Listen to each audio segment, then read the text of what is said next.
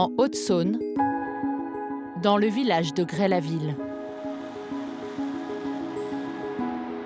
Le 5 novembre 2017, une marche blanche de plus de 8000 personnes se déroule en mémoire d'Alexia Daval, tuée 7 jours plus tôt.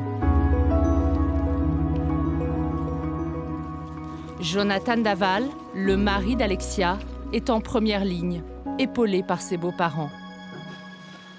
Il prononce alors un discours bouleversant.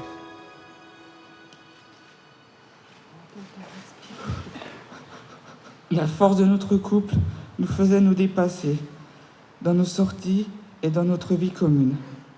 Cette plénitude me manquera terriblement.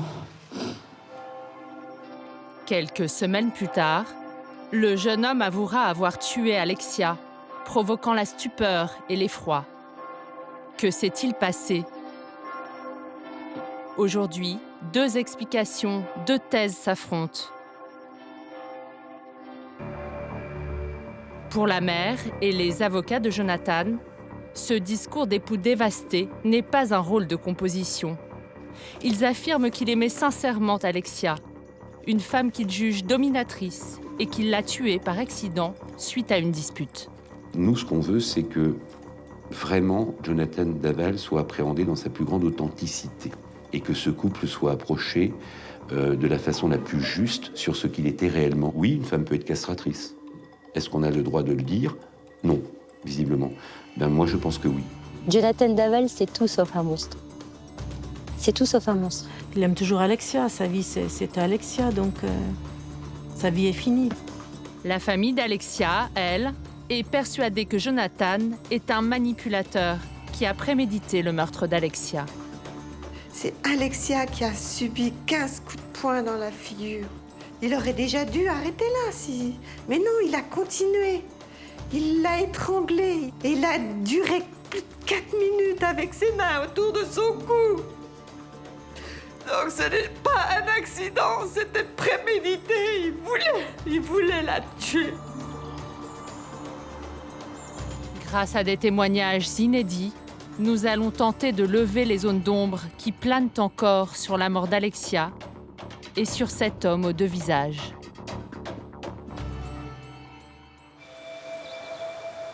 Voilà maintenant presque 3 ans que le corps d'Alexia a été retrouvé, à 6 kilomètres seulement de la maison de ses parents, où la jeune femme a grandi. Ça fait 3 ans qu'Alexia est partie et Alexia nous manque toujours autant. Le manque se fait sentir même plus intensément tous les jours. Elle me manque. J'ai envie de lui parler, j'ai envie de la toucher, j'ai envie de lui raconter plein de choses. Elle me manque, elle faisait partie intégrante de nous. Et puis voilà, il n'y a plus rien. Il n'y a plus rien. Son chat, c'était tout ce qu'elle adorait, quoi. Je voudrais bien savoir si Alexia lui manque aussi. Je pense qu'elle doit lui manquer, hein. Je pense. Mais voilà, il lui manque que la parole à Happy. On voudrait bien qu'elle ait la parole. Oui, je suis là. Ah oui, je suis là, ma chérie. Au moment du mariage du couple, les parents d'Alexia sont convaincus que leur fille fait le bon choix. C'était en 2015. 2015, oui. En juillet 2015. On croirait qu'ils sont heureux. Mais ils y sont en ce moment-là. Oui. Oui. C'est des journées qu'on ne peut pas oublier. Hein. On a fait tout ça pour qu'ils soient heureux. Nous, on voulait que leur bonheur à tous les 2. Nous, on croyait qu'ils étaient faits l'un pour l'autre et qu'ils allaient faire leur vie ensemble. Tout ça nous a été arraché, tout ça. Quand je dis qu'il nous a tout pris, il nous a tout pris. Tout ce qu'on lui a donné. On est obligé de se remémorer la journée, là. Tout le bonheur qui habitait tout le monde. Le bonheur qui est disparu. Il a disparu et puis il nous laisse... Il ne laisse que de la tristesse. Ouais. Le temps s'est arrêté, c'est de plus en plus dur. J'arrive plus à pardonner, j'arrive plus à... Quand on lit le rapport d'autopsie et qu'on sait ce qu'elle a subi, je peux vous dire que on ferait même pas ça à un animal. C'est Alexia qui a subi les violences de son mari. C'est Alexia qui a subi 15 coups de poing dans la figure. Elle devait déjà être plus consciente quand elle a eu les coups de poing. Il aurait déjà dû arrêter là, si... Mais non, il a continué. Il l'a étranglée, il a mis ses mains. Et il a duré plus de 4 minutes avec ses mains autour de son cou. Donc ce n'est pas un accident, c'était prémédité. Il voulait la tuer. Pour Isabelle et Jean-Pierre, le meurtre de leur fille a été planifié par Jonathan. Une accusation que réfutent les avocats de l'accusé. Ce matin-là, ils se rendent à la maison d'arrêt de Dijon où est incarcéré Jonathan Daval. C'est bon, t'as les permis? Ils lui rendent visite une dernière fois avant le procès. Leur stratégie, montrer que Jonathan n'est pas un calculateur. Concernant la version qu'il va devoir donner au procès, vous allez le préparer à ça? Non, absolument pas. On n'a jamais préparé Jonathan à aucune version. Il est totalement libre de ce qu'il va déclarer. On travaille avec lui. On ne lui écrit pas ce qu'il doit dire. Nous, ce qu'on recherche chez lui, absolument, c'est sa spontanéité et c'est son authenticité. C'est la seule chose qui nous intéresse dans ce procès-là, parce que pour nous, c'est la seule façon qu'il soit bien jugé. Voilà. Qu'est-ce qui risque Jonathan Daval? La peine encourue, c'est perpétuité. La peine encourue, c'est perpétuité. Quand vous êtes dans une affaire d'homicide volontaire sur conjoint, la peine encourue, c'est perpétuité. Je ne l'ai jamais senti dans la recherche de la peine qui allait être prononcée. Parce qu'il est aussi pétri depuis très longtemps de culpabilité et que pour lui, tout ça est accessoire. Voilà. Que la vérité soit enfin dite, que tout soit enfin dit, qu'il soit jugé pour ce qui s'est réellement passé, la peine qu'il aura sera la peine qu'il aura, il l'acceptera. Quelques jours avant le procès, Maître Schwerdorfer tient à retourner dans ce bois tout près de Gré-la-Ville, là où le corps d'Alexia a été découvert. Les jurés, forcément, vont se poser des questions sur ce qui s'est passé après le décès d'Alexia. Les avocats veulent que toute l'équipe chargée de la défense s'imprègne de ces lieux pour préparer au mieux le procès. Jonathan Daval va garer son véhicule sur cette zone-là. Alors on voit très bien d'ailleurs les traces de pneus que ça peut laisser. Il va traîner le corps, le descendre par là. Et on voit en fait que la pente, le déplacement du corps, même si c'est compliqué, est vraiment faisable par une personne. Alors c'est exactement dans ce bois et à peu près 6 mètres d'où nous sommes que le corps d'Alexia a été déposé.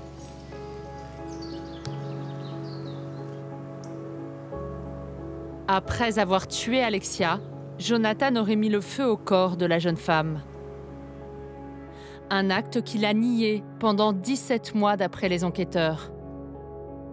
Pendant très longtemps, Jonathan n'a pas pu affronter la crémation du corps de son épouse. Il ne pouvait pas, il n'y arrivait pas, parce que c'était pas possible de le dire, parce que c'était trop difficile à supporter. Et je pense que ça l'affectait beaucoup de le dire. Je crois que c'était quasiment impossible. Et ce jour-là, je crois que ça a été un effort terrible de dire oui, c'est moi. Et ça, c'était très très compliqué. Pourquoi Jonathan Daval n'a-t-il pas tout avoué du premier coup? Dissimulerait-il un autre élément qui indiquerait une éventuelle préméditation? Donc là, on arrive au niveau de la maison. Et donc... Devant le pavillon où Alexia et Jonathan ont vécu apparemment heureux pendant 1 an, les avocats imaginent une dispute qui tourne mal. Venir sur les lieux, ça permet vraiment de visualiser ce qu'on voit effectivement dans le dossier et de comprendre un petit peu mieux comment se sont déroulés les faits en fait. D'après l'enquête, c'est dans cette maison que la jeune femme a été tuée. Il va pour partir, il a les clés, il dit, les clés du véhicule dans ses mains. Alexia le retient et puis la situation monte petit à petit, crescendo. Il y a eu des coups qui ont été portés à Alexia par Jonathan. Et puis on en arrive à ce moment où, comme il le dit, je voulais juste qu'elle se taise. C'est la panique totale pour Jonathan. Je suis même pas certaine qu'avant d'en arriver à cet acte-là, ça a pu lui traverser l'esprit. Parce qu'il aimait Alexia. Il aimait profondément cette femme. Et c'est pas toujours facile à un moment de se dire les choses vont plus entre nous. On doit se séparer, c'est la meilleure solution qui s'offre à nous. Et il a choisi une issue qui a été la plus extrême et la moins envisageable. Et il en arrive à cet acte-là. Jonathan déclare en garde à vue que le soir du 27 octobre 2017, Alexia et lui rentrent chez eux après un dîner. Alexia insiste pour avoir une relation sexuelle avec son mari, qui refuse. S'en serait alors suivie une dispute. Selon les avocats de Jonathan, le meurtre d'Alexia ne serait donc pas prémédité. Jonathan Daval, c'est tout sauf un monstre. La médiatisation de ce dossier a fait que nécessairement, les personnes qui vont être amenées à juger Jonathan, je parle des jurés, vont avoir un a priori le concernant. Et si à la fin de ces 5 jours, on en arrive à occulter tout ce qu'il y a eu pendant ces 3 ans et à se concentrer sur les débats qui vont avoir lieu dans le cadre de ce procès d'assises, on pourra dire que c'est satisfaisant puisqu'on aura une peine qui sera le reflet de ce que cet homme a fait, rien de plus, rien de moins. On jugera Jonathan Daval, l'homme qui a enlevé la vie de sa femme. Cette version d'un Jonathan Daval bon garçon, dépassé par les événements et qui commet l'irréparable, une autre personne la défend. C'est Martine, la mère de Jonathan. Elle habite elle aussi à Grès-la-Ville, à moins d'1 kilomètre du pavillon du couple. Bonjour Jonathan, comment vas-tu mon chéri? Nous, tout va bien ici, ne t'inquiète pas, à bientôt de te voir au parloir, je t'aime très fort, plein de bisous maman. Malgré le crime et la prison, elle est restée très proche de son fils. Elle lui écrit presque quotidiennement. La nostalgie d'un passé heureux, avant le drame, ne la quitte pas. C'est des photos, souvenirs, des albums de Jonathan, des enfants. Ça m'émue un peu, j'ai un petit pincement au cœur. Jonathan est le 6e de ses 7 enfants. Il est incarcéré depuis 3 ans. C'est pas une vie pour lui, c'est pas une vie pour nous. Son avenir, il est fini. Il n'y a plus d'avenir. Il se refera pas une vie. De toute façon, il aime toujours Alexia. Sa vie, c'était Alexia, donc sa vie est finie. Lorsque nous lui demandons ce qu'elle pense des faits reprochés à Jonathan, elle nous livre une réponse déconcertante. Votre quotidien a changé depuis 3 ans? Oui. On vit plus au jour le jour, on programme plus rien, tout se fait au jour le jour. Et ce pourquoi il est accusé aussi, ça doit être dur? Non, pour moi, c'est pas ça le plus dur, moi.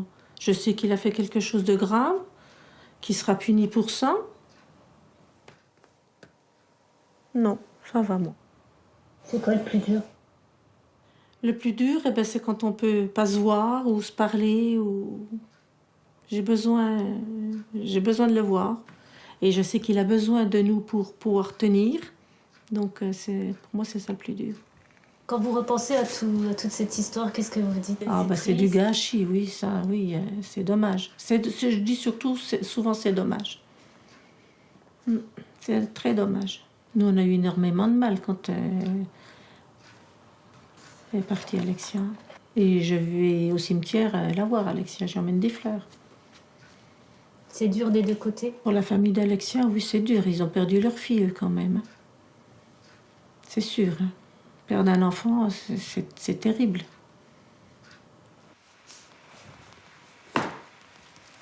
L'histoire d'amour entre Alexia et Jonathan commence comme dans un conte de fées. Ils se rencontrent à l'adolescence. Il était au lycée à Dijon, donc il avait 18 ans. Puis Alexia, elle avait 16 ans. Ils sont partis avec des copains au ski. C'est pas venu là tout de suite, ils sont redescendus. Puis peut-être une semaine après, Alexia l'a invité. Et de là, c'est parti, ils sont sortis ensemble. Ils étaient ados, hein, donc c'était comme tous les petits, les autres enfants, c'était mignon. Hein. Puis elle était mignonne, Alexia. Elle a toujours été mignonne, Alexia. Mais là, elle était très gentille, elle était très bien, Alexia. Dès le début de leur relation, Martine remarque qu'Alexia et son fils ont des caractères bien différents. Jonathan, c'est un enfant calme, un peu renfermé, timide. Alexia a le caractère plus fort que Jonathan. Hein. Ça, là-dessus, Jonathan, de toute façon, il a jamais rien dit, même avec nous. Hein, il a toujours... il faisait ce que disait Alexia, mais ça lui plaisait. Hein, il s'entendait comme ça. Hein.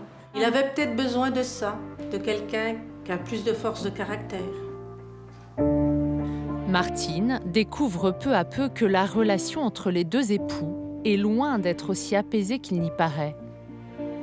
On n'avait pas une bonne entente. Hein. Elle venait beaucoup par courtoisie, on va dire, nous voir. C'est le peu qu'elle venait, c'était tout, mais ça fait rien. C'est comme ça. Elle se souvient d'une journée précise où elle comprend que le couple traverse une crise, quand son fils reçoit un SMS d'Alexia. C'était pendant les vacances, j'avais mes petits-enfants, dont son filleul, Jonathan. J'étais assise là, lui il était là, puis il buvait un café, et puis d'un seul coup il fait comme ça. Puis il baisse la tête, tout triste, les larmes aux yeux. Je lui dis, qu'est-ce qu'il y a qui arrive? Il me dit, tiens, regarde ce que je viens de recevoir d'Alexia. Et elle lui répond, oui, t'as rien à faire chez tes parents, c'est une perte de temps, parce qu'il y avait mis qu'il était venu voir son filleul. C'est une perte de temps d'aller chez tes parents, tu ferais mieux d'aller aider à mon père à la maison. Depuis ce jour, d'après Martine, son fils vient lui rendre visite sans en informer son épouse. Oh, ça faisait plus d'1 an déjà qu'il venait tous les jours. Tous les jours, il venait. Elle ne voulait pas qu'il vienne ici. Il cachait même sa voiture. Il venait pour manger parce qu'il avait faim. Il venait nous voir très souvent en cachette. Jonathan Daval aurait-il vécu sous la coupe d'Alexia? L'homme était-il dominé par son épouse? Les proches de la jeune femme n'y croient pas du tout. Pour eux, les mensonges de Jonathan ont révélé la véritable personnalité de leur ancien gendre, en commençant par le fait qu'il clame son innocence pendant 3 mois avant d'avouer finalement qu'il a tué Alexia. J'étais anéantie. J'y croyais pas. J'arrivais pas à intégrer l'information dans ma tête. Je me demandais ce qui arrivait encore une fois, quoi. C'est le monde qui s'écroule une deuxième fois. On avait toute confiance en lui. Ensuite, 5 mois après ses aveux, nouveau rebondissement. Jonathan Daval nie maintenant avoir tué sa femme et met en cause les proches de son épouse, notamment Grégory Gay, le mari de la sœur d'Alexia. Il nous a donné à tous un rôle. Et surtout à moi, il a voulu faire de moi le meurtrier d'Alexia. Grégory se retrouve dans la peau du principal accusé.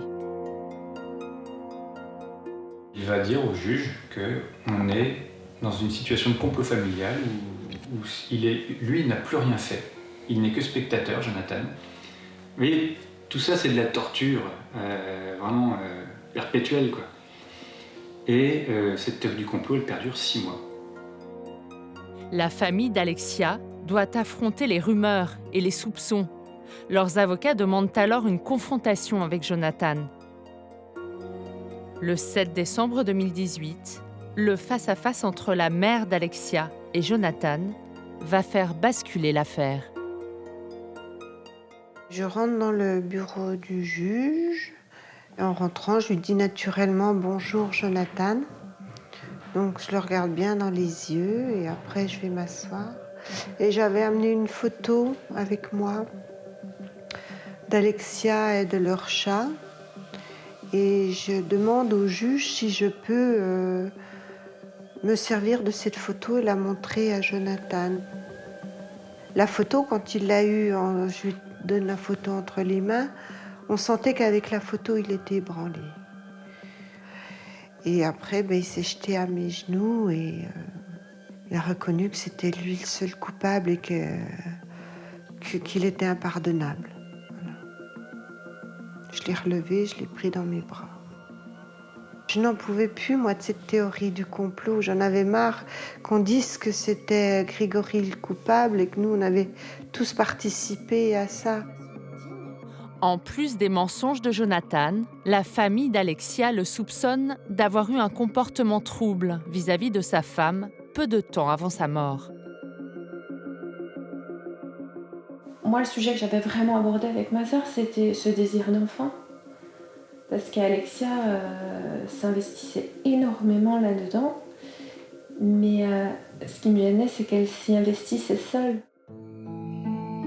Le couple ne parvient pas à avoir d'enfant. Alexia suit alors un traitement hormonal et elle tombe finalement enceinte. Mais elle fait une fausse couche, quelques semaines seulement avant d'être tuée. Juste avant qu'il ne la tue, elle venait de recommencer le traitement. Donc pourquoi pas aussi, c'est peut-être un élément déclencheur, un mobile. Recommencer à tenter d'avoir un enfant, peut-être que c'était insupportable. Il voulait rester un enfant. Puisque c'était lui l'enfant, en fait, peut-être. Oui, ça allait lui prendre sa place. Mais les proches d'Alexia vont plus loin dans leurs accusations. Pour eux, l'acte fatal de Jonathan pourrait trouver en partie son origine dans le fait qu'il refusait l'idée de devenir père.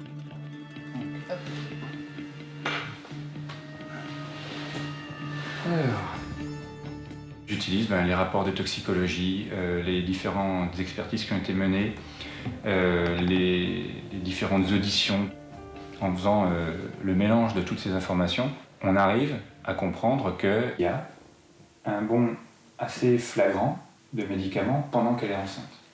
C'est-à-dire qu'elle a ingurgité des somnifères, des anxiolytiques pendant qu'elle était enceinte. Je suis persuadé qu'elle a été soumise chimiquement. Grégory, le beau-frère d'Alexia, a étudié le dossier d'instruction et le rapport d'autopsie. Il n'est ni médecin ni psychologue, mais il s'est constitué une chronologie des événements et s'est forgé une conviction. Selon lui, Jonathan Daval aurait fait ingurgiter à plusieurs reprises et à son insu des médicaments à sa femme. Je ne peux pas croire qu'elle l'ait fait volontairement. Surtout que les doses augmentent. Et surtout que les doses augmentent quand elle est enceinte. Toutes ces informations permettent d'obtenir la réalité des faits. Et après, libre au jury d'en tirer son intime conviction.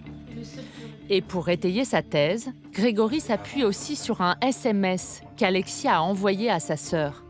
Un SMS qu'elle a conservé. De toute façon, je ne peux prendre aucun cachet.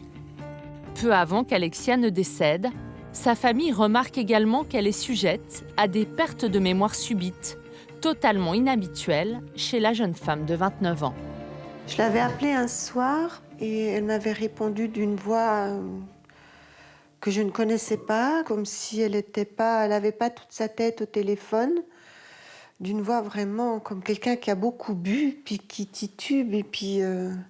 Et je lui dis, mais vous avez bu, qu'est-ce que vous avez fait? Non, qu'elle me dit.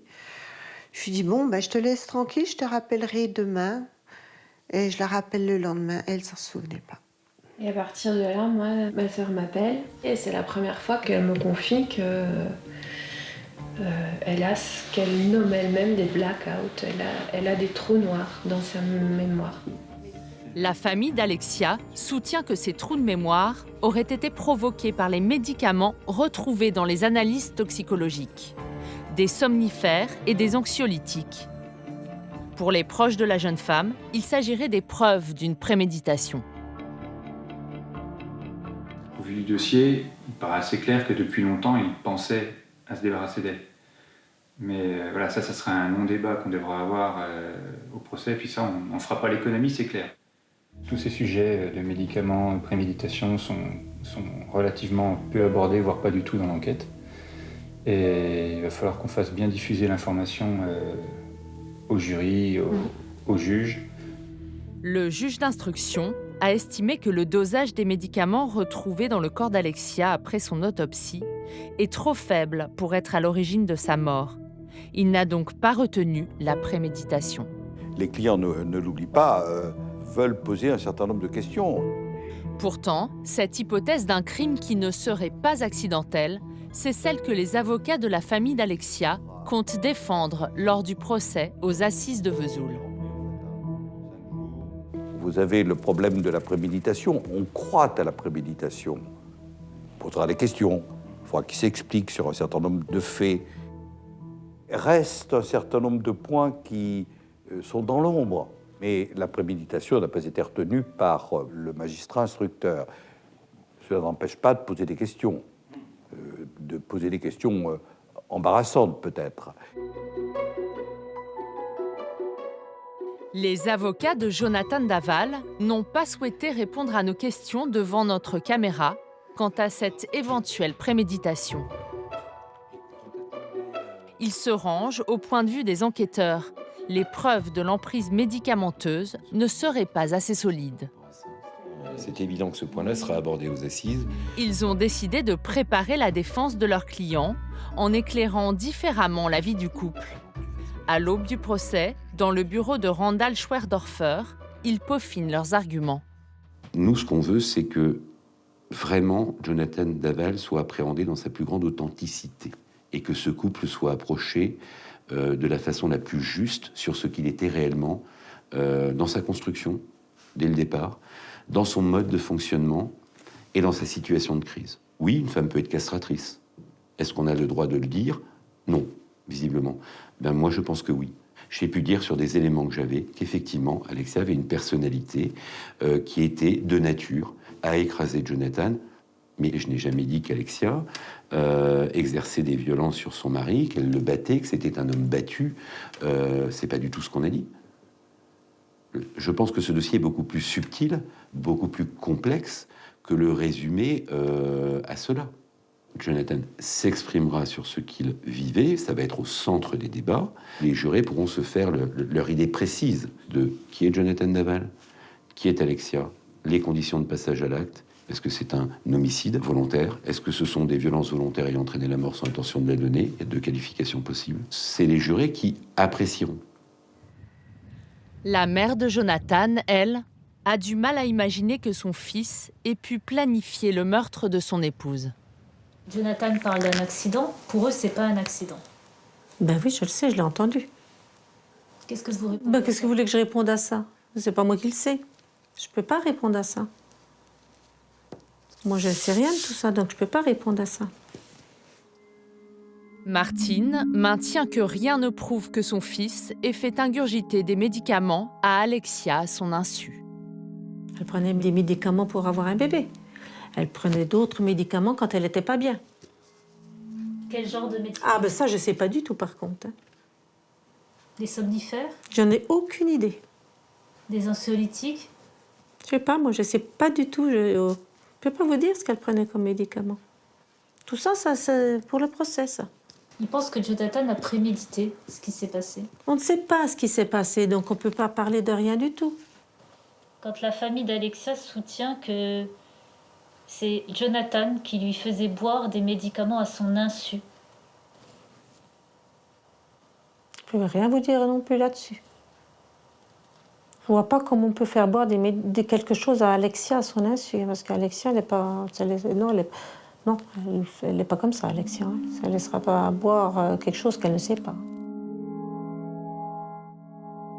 À quelques jours du procès, Les parents d'Alexia font un dernier point téléphonique avec leur avocat. Bonjour maître Gilles-Jean Portejoie. Ils sont impatients d'entendre à nouveau Jonathan Daval et espèrent enfin connaître toute la vérité. Moi, la question qui reste en suspens, c'est le pourquoi. J'espère qu'il vous donnera une réponse qui vous satisfera. C'est ça le problème. Si Jonathan Daval est condamné pour meurtre sur conjoint sans préméditation, il risque une peine maximale de 30 ans de prison. Si la préméditation est retenue par les jurés, il encourt la réclusion criminelle à perpétuité.